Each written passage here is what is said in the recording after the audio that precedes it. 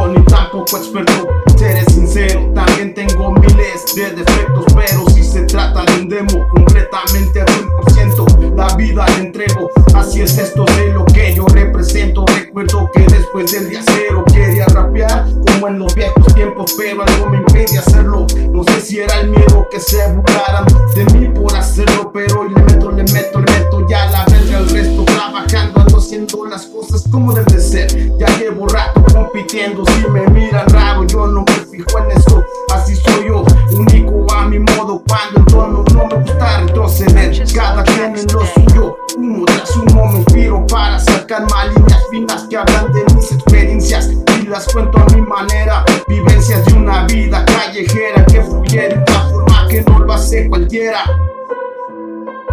Yo brillo a mi estilo, me concentro en cumplir mis metas. Ya no me complico la vida por cosas que no me importan. Sé que nada es perfecto, te lo digo en tu cara. Sé lo que yo represento, sin mirar atrás nada me preocupa.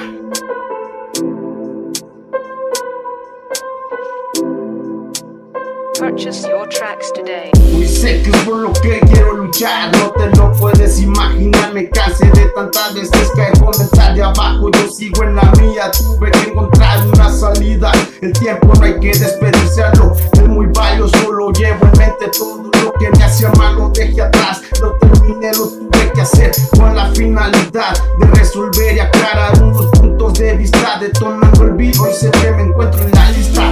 En mi punto de vista como todo un artista, claro que entiendo las líneas, yo sigo siendo el mismo. Aunque en estos tiempos todo es distinto, en nadie confío, amigos, hoy no.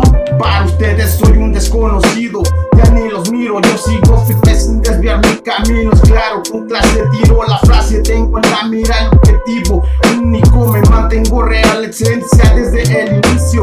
Cuando me escucho yo mismo, cada día me supero. Sé que muchos están unidos para que no avance, pero todos juntos no se encuentran a mi alcance, porque desde el inicio me propuse ser el mejor detrás de un micro y voy cumpliendo ese objetivo.